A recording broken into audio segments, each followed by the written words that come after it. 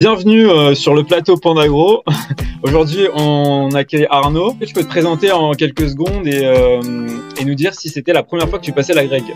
Alors, c'était la première fois que je passais la grecque. Donc, avant, je m'appelle Arnaud, professeur de SVT, certifié. Bon, aujourd'hui agrégé. J'ai 31 ans, j'ai déjà dit. En gros, j'avais déjà fait une prépa grecque pour l'externe. J'avais été admissible, mais je l'avais pas eu. Et je m'étais dit, c'est trop bête de pas continuer à travailler. Et c'était la première fois où je faisais vraiment sérieusement la grecque interne. Quels ont été tes scores aux différentes épreuves de la grecque et ton classement général? J'ai fini 22e. J'ai pas retenu mes notes par cœur, mais j'ai mes anti-sèches là. Sur dossier, j'ai eu 10,38. À Ok. l'épreuve scientifique, j'ai eu 11,6. Activité pratique, j'ai eu 18,7. Et pour l'exposé, j'ai eu 6,75. Grosse disparité, quoi. Ouais, Mais ouais, et ça dépend finalement, du sujet, hein. De toute façon, les gens, je pense qu'ils le savent quand ils le passent. Il y a aussi une part de chance. Ça dépend du sujet sur lequel tu tombes. ouais. Et quelle était ta méthode de révision du coup durant l'année? Alors, j'avais pas beaucoup de temps.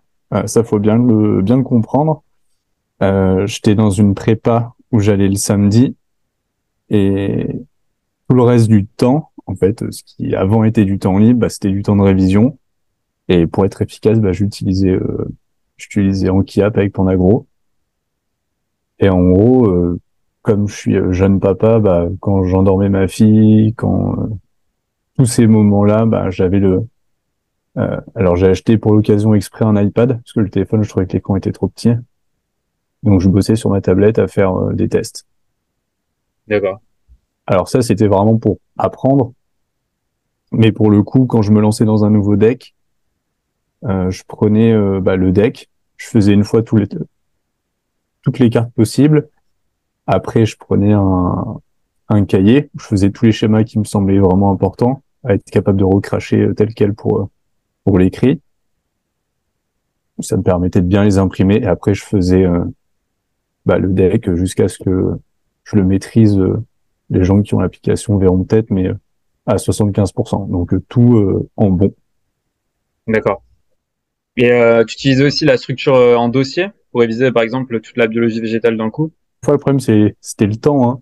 J'ai vraiment pu bosser que sur 10 mois, sérieusement, avec Anki-App. Donc, j'ai pas eu le temps de tout balayer. Donc, j'ai pas pu avoir ce temps de recul pour me dire, bah tiens, aujourd'hui, je vais bosser la végétale. Là, j'ai pas eu le temps de faire tous les decks de végétal. Donc, on revient sur cette histoire il y a quand même un paramètre chance qui rentre en jeu. Ouais, ouais, totalement. Quelle a été ton utilisation de Pandagro par rapport aux écrits et par rapport aux oraux? Vraiment, je m'en suis servi que enfin, principalement pour le disciplinaire, pour la remise à niveau des connaissances scientifiques.